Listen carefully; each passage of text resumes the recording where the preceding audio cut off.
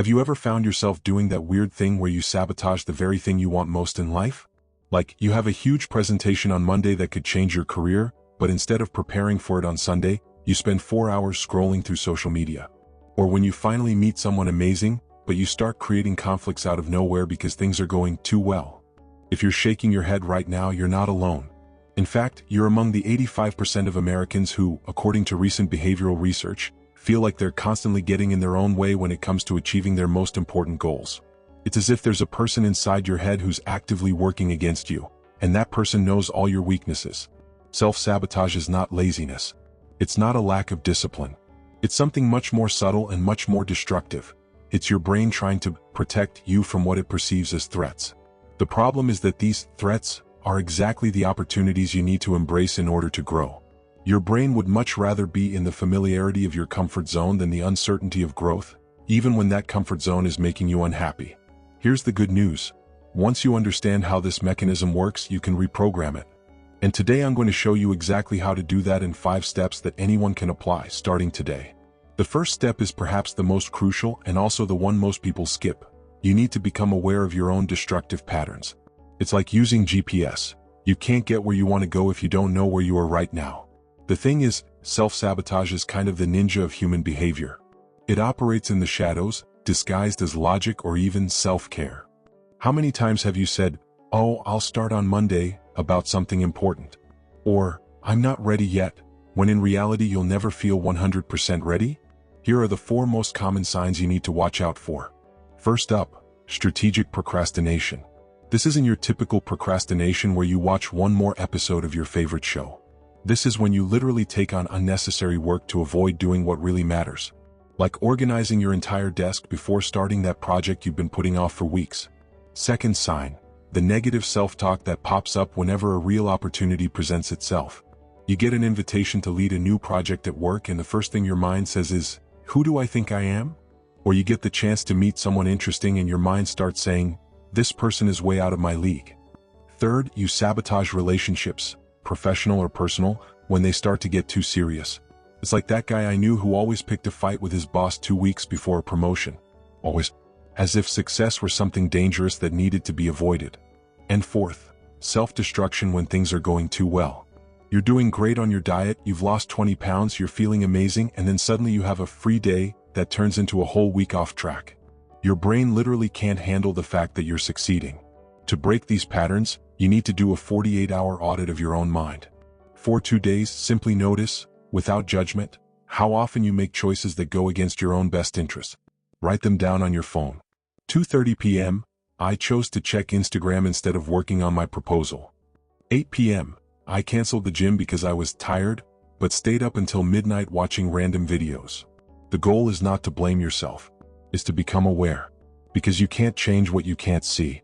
Now that you can identify when you're sabotaging yourself, let's get to the root of the problem.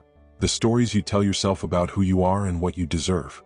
These stories are like software running in the background of your computer. You don't even realize it's there, but it's draining your energy. Think of your beliefs as mental algorithms. They've been programmed into you over the years, especially when you were a child, and now they run automatically, filtering all new information through these old lenses. The problem is that many of these beliefs were installed when you were 6 years old and didn't have the tools to question whether they made sense. There is one belief in particular that destroys more American dreams than any economic crisis. People like me can't do it. This phrase is deadly because it sounds humble, almost noble. You're not being arrogant, you're being realistic.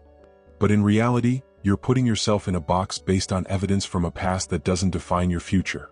Other toxic beliefs include, if I try and fail, I'll be deeply disappointed, as if disappointment is worse than living a lifetime of wondering what if.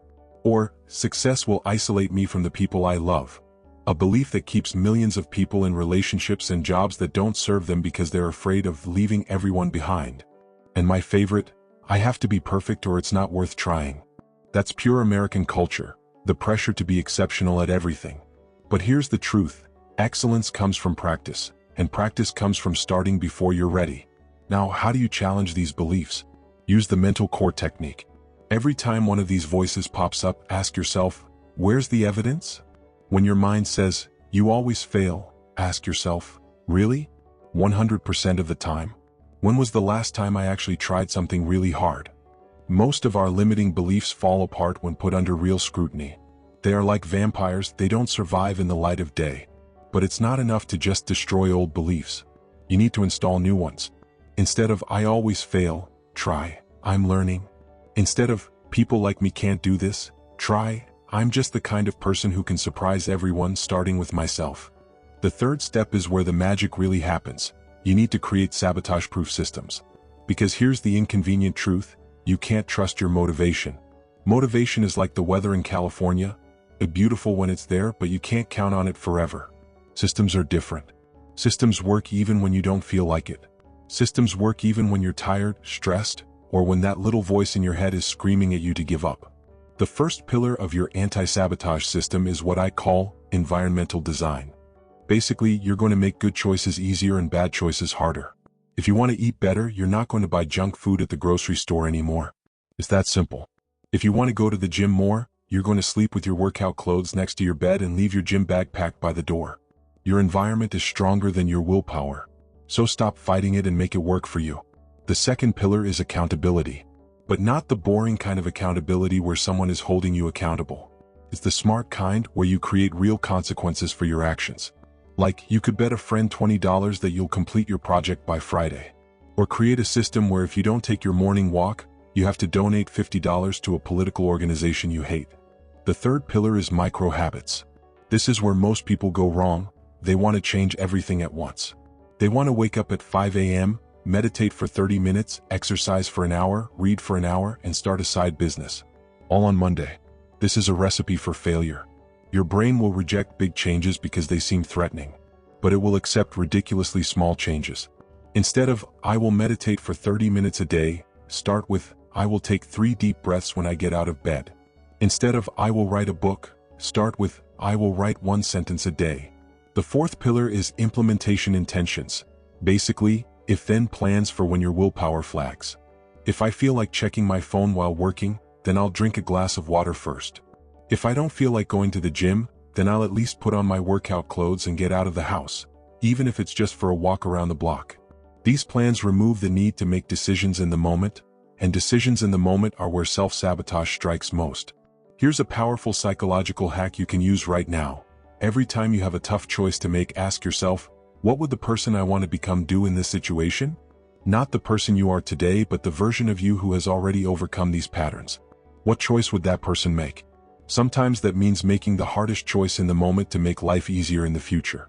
Other times it means being kind to yourself because the person you want to become understands that self-compassion is more powerful than self-criticism. The fourth step is something our American culture has a complicated relationship with: celebrating small wins. We're so focused on big, quick results that we forget to acknowledge incremental progress. But here's the thing, your brain needs positive feedback to keep doing hard things. Every time you choose to do something that's aligned with your goals instead of sabotaging yourself, you need to mark it as a win. I'm not talking about rewarding yourself with a piece of pie every time you go to the gym. That would be counterproductive. I'm talking about genuine recognition of progress. It can be as simple as a mark on the calendar, a message to a friend, or even just a moment to acknowledge, "I just made the hardest choice and it matters." Your brain registers this as evidence that you're the kind of person who makes good choices, even when you don't want to.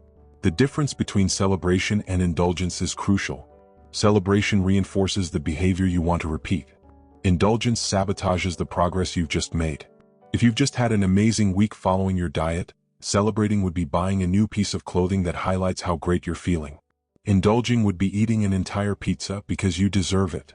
Here's a simple ritual that works. Every time you complete something important, a project, a workout, a difficult conversation, stop for 2 minutes and acknowledge what just happened. Take 3 deep breaths and say to yourself, "I just proved that I can do hard things." It may sound silly, but this kind of self-acknowledgement literally rewires your brain to seek out more successes instead of sabotaging them. The fifth and final step is all about maintaining momentum, because here's something no one tells you. You're going to have bad days. You're going to slip up. You're going to eventually sabotage yourself again. The question isn't if it will happen, but how you're going to respond when it does.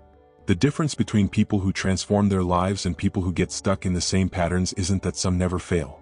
It's that some treat failures as data points and others treat them as evidence that they are failures.